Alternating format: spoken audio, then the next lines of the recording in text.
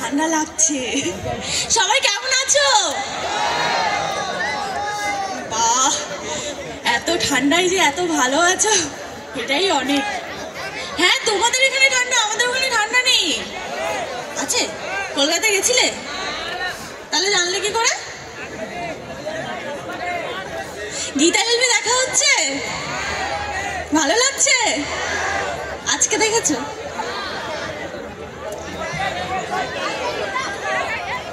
এসছিল? তোমার সঙ্গে দেখা হয়েছে? কথা হয়েছিল? তাই? বাহ। কালকে দেখবে? আজকে? কালকে দেখবে আমার ফুলসজ্জার সিন হবে। আমি মজা করে বলিনি, সত্যি সত্যি আমার বিয়ে হয়ে গেছে। ফুলসজ্জার কথা শুনে এদিক থেকে যে উদ্ভাসিত আওয়াজ, সবসময় খারাপটা কেন ভাবো তোমরা? ফুলসজ্জা গল্পের কথা বলেছে, বরের সাথে কত রোমান্টিক কথাবার্তা আছে সেই কথা বলেছে। হ্যাঁ, লম্পটটাকে সোজা করতে হবে তো। পৃথিবীতে এরকম লম্পট যা আছে সব গীতার মতন মেয়ের হাতে পড়তে হবে, আর ভদ্র মতো মেয়ের হাতে কেটে কেটে, আর নাহলে মেরে ধরে, মানে ঠিক করতেই হবে। মেরে ধরে তাহলে মারতে হবে। এবার কান্নাকাটি অনেক হয়েছে, এবার মারধরই হবে ওর। আমি না দেখতে পাচ্ছি না, মানে এই লাইটটার জন্য। এটা বন্ধ করবো, আচ্ছা একটু পরে কষ্ট করে দেখে নেবে একটু। আমিও একটু কথা বলছি তো। বৌদি, কৃপান তোমার কোন সম্পর্কে দাদা? হ্যাঁ, ঘুরতো তো।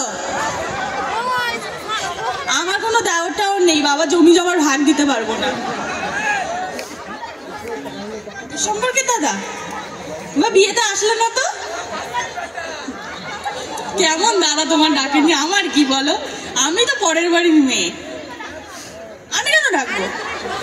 আমার আত্মীয় স্বজন যত না থাকে তত ভালো। আচ্ছা, বুঝতে পারছি অনেকের মনে অনেক প্রশ্ন রয়েছে। এত প্রশ্ন তো একসঙ্গে বললে খিচুড়ি হয়ে যাবে। একজন একজন করে যদি বলেন আমারও টাইমটা অনেকটা কভার হবে, তাই তো? একদম অবশ্যই ম্যাডাম রয়েছেন মঞ্চে এসে উপস্থিত হয়েছেন সবার প্রিয় অভিনেত্রী পদ্ম, গীতা এলএলবির। অবশ্যই ওনার কাছ থেকে আমরা শুনবো সেই গীতার অভিনয় দেখব, এবং এখানে ওনার ডায়লগ গান অবশ্যই হবে। এবং আপনাদের যদি মনে কোনো প্রশ্ন থেকে থাকে, সিরিয়াল সম্বন্ধে কোনো জিজ্ঞাসাবাদ থেকে থাকে, অবশ্যই সরাসরি আমাকে জানাবেন। আমি চলে যাব মাইক্রোফোন নিয়ে, একদম সরাসরি দিদিভাইয়ের কাছ থেকে উত্তর জেনে নেবো, তাই তো? একদম।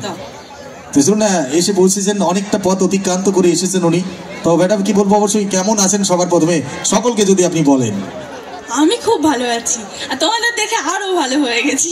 তো আপনারা যদি আরেকটা ফাটাফাটি হাতের তালি দিতেন উনি আরো ভালো হয়ে যাবেন। Thank you, thank you, thank you so much. তো শুনুন, অবশ্যই ম্যাডামের অনুষ্ঠানে ফিরে যাই। প্রথমে কি গান দিয়ে শুরু হবে নাকি? হ্যাঁ, একটা গান হয়ে যাক। আমি কিন্তু প্রথমে বলে দিচ্ছি, গান টান গাইতে পারি না, কষ্ট করে চেষ্টা করব। ভুলভ্রান্তি হলে ঘরের মেয়ে মনে করে ক্ষমা করে দেবেন। ওদিক থেকে বেশি আওয়াজ দিও না, তাহলে স্টেজে তুলে গাওয়াবো। আচ্ছা, মেলা কমিটির যুগ্ম সম্পাদক কমলেন্দ্র রাও দাদা ভাই, আপনি একটু মঞ্চে প্লিজ আসবেন, আপনাকে বিশেষ প্রয়োজন রয়েছে। চলুন এই মুহূর্তে গানে ফিরে যাই।